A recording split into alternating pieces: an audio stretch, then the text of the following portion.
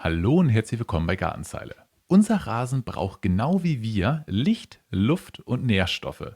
Doch manchmal kann er das, was er braucht, nicht richtig aufnehmen.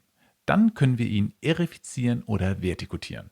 In diesem Video erklären wir euch den Unterschied und wozu ihr welche Maßnahme verwenden solltet. Viel Spaß! Lasst uns erst einmal ein paar weit verbreitete Mythen aufräumen. Mythos Nummer 1: Erifizieren und vertikutieren ist dasselbe. Falsch.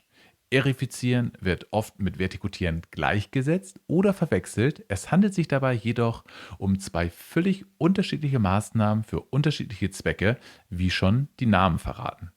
Vertikutieren kommt von vertical und cut.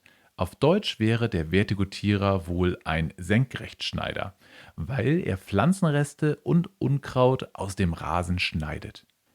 Erifizieren kommt von dem lateinischen Wort er für Luft und facere für machen, heißt also schlicht Luft machen.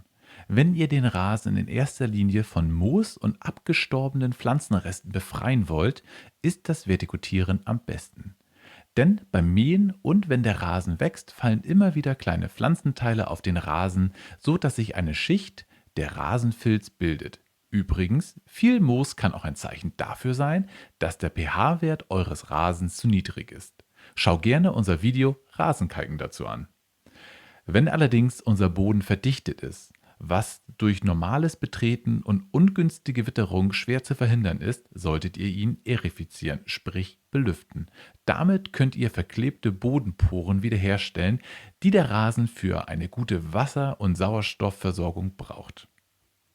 Mythos Nummer 2: Ich brauche nur ein Gerät für das Erifizieren und Vertikutieren. Falsch. Man benutzt unterschiedliche Geräte. Beim Vertikutieren benutzen wir ein Rasenmäher-ähnliches Gerät, ein Vertikutierer. Damit rollen wir nach dem Mähen über den Rasen, so dass mit kleinen Messern die obersten Millimeter des Bodens angeritzt werden. Moos und Rasenfilz werden damit gelöst und man kann sie danach einfach mit einer Hake entfernen. Es gibt sowohl günstigere Handvertikutierer für unter 30 Euro als auch etwas teurere Elektrovertikutierer ab etwa 100 und Benzinvertikutierer ab 200 Euro. In vielen Baumärkten und Gartencentern kann man auch Vertikutierer ausleihen. Beim Erifizieren werden alle 20 bis 15 cm bis zu 10 cm tiefe und 2,5 cm breite Löcher in den Rasen gebohrt, um den Boden zu lockern. Das funktioniert mit Stacheln aus Vollmaterial, sogenannten Vollspoons, oder mit hohlen Stacheln, genannte Hohlspoons. Der Nachteil von Vollspoons ist, dass sie die Erde einfach verdrängen, was den Boden im schlimmsten Fall noch mehr verdichtet. Mit Hohlspoons haben wir dieses Problem nicht. Hierbei wird die Erde ausgestanzt und gleich aus dem Rasen rausgeholt. Für große Flächen solltet ihr am besten einen motorisierten Erifizierer mit Walzen benutzen, mit dem das Ganze nicht so anstrengend ist. So ein Gerät kostet gut und gerne mal 3.000 Euro und mehr. Könnt es aber auch einfach in einem Baumarkt ausleihen.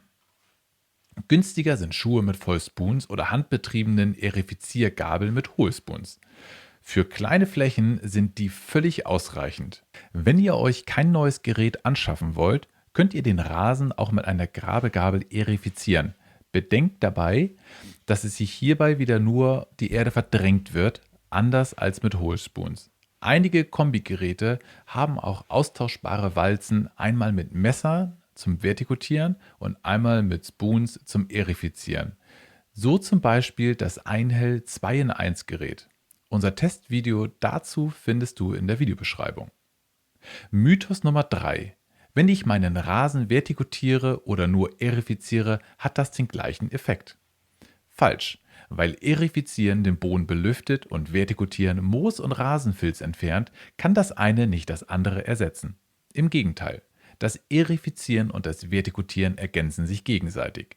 Das Vertikutieren alleine reicht auf Dauer nicht gegen Unkraut aus, da die Ausbreitung von Unkraut meist an schlechter Belüftung liegt und Moos auf feuchten Böden gut wächst. Gegen schlechte Luftzufuhr und Staunässe hilft das Erifizieren, welches wiederum auf einem frisch vertikutierten Rasen besser funktioniert. Deshalb empfiehlt es sich, beide Maßnahmen regelmäßig durchzuführen. Vertikutieren solltet ihr den Rasen in der Regel jedes Jahr im Frühling. Wenn besonders viel Rasenfilz, Moos und Unkraut im Rasen sind, könnt ihr auch noch ein zweites Mal im Herbst vertikutieren. Erifizieren müsst ihr euren Rasen nur alle 3 bis 5 Jahre, dann am besten auch einmal im Frühjahr und einmal am Herbstanfang. Jetzt wisst ihr alles Wichtige übers Vertikutieren und Erifizieren.